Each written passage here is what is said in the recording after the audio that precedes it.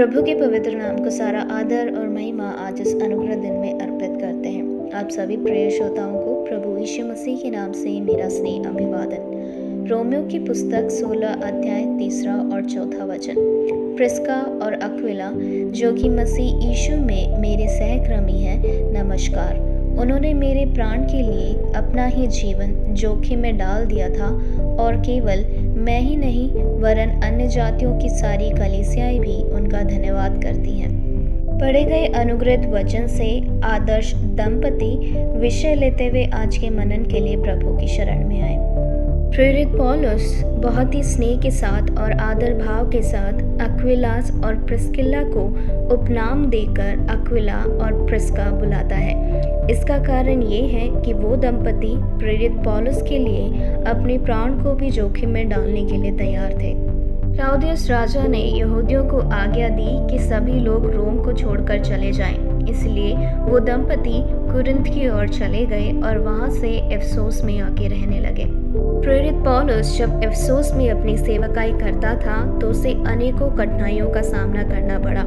कुरिन्थियों की पुस्तक में बताया गया है कि उसे जंगली जानवरों का भी सामना करना पड़ा था और इन्हीं मुसीबतों से बचाने के लिए प्रिस्का और अक्विला आए होंगे, ऐसा हम विश्वास करते हैं।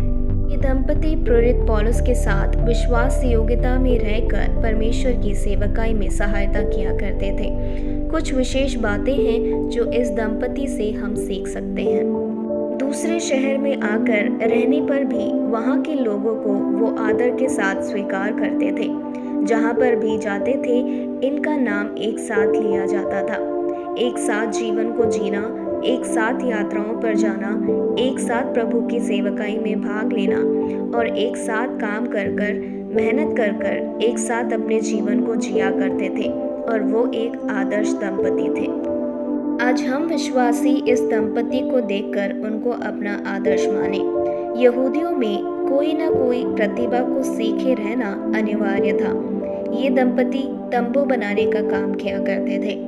अपना देश छोड़कर दूसरे देश में उनको रहना पड़ा, तब भी उन्होंने अपने काम को नहीं छोड़ा। दूसरे देश में आकर अपने नाम, काम और विश्वास योग्यता और स्वाधीनता के साथ वो वहाँ पर रहा करते थे। उन्हें आदर्श मानने का एक प्रधान कारण ये भी है कि उन्होंने अपना घर कलीसिया के रूप में रखा था। वहाँ के विश्वासी लोग एक साथ इकट्ठा होकर उनके घर पर आराधना किया करते थे। हम जानते हैं कि उस समय में विश्वासियों के लिए आराधनालय नहीं हुआ करते थे। विश्वासियों के लिए उनका घर ही सहभागिता का एक स्थान हुआ करता था।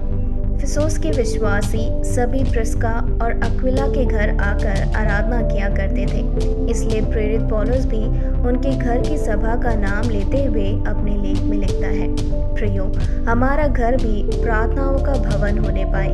सभी के घर में सभी प्रियजन रात में बैठकर एक साथ आराधना करने पाए। पौलुस अपने लेख में लिखता है कि वो न केवल सेवकाई में अच्छे थे, वो सेवकाई करने वाले दूसरों को भी सहायता किया करते थे। प्रियो, हमारा रहना चाहे किसी भी स्थान में हो, हम हर जगह विश्वासियों के रहें और सेवकाई में भाग लेने वाले बने। अनेकों टूटे मन वालों के लिए हमारा घर शांति और आश्वासन का कारण होने पाए। दुखी हृदयों के साथ आके प्रार्थना करने वाले लोगों के लिए हमारा घर एक प्रार्थना का केंद्र होने पाए। अक्विला और प्रिस्का का आदर्श दाम्पतिक जीवन देखकर हम भी उन्हें अपना आदर्श मानकर आगे बढ़े। आपका ये दिन प्रभु अनुग्रहित करे। आमीन।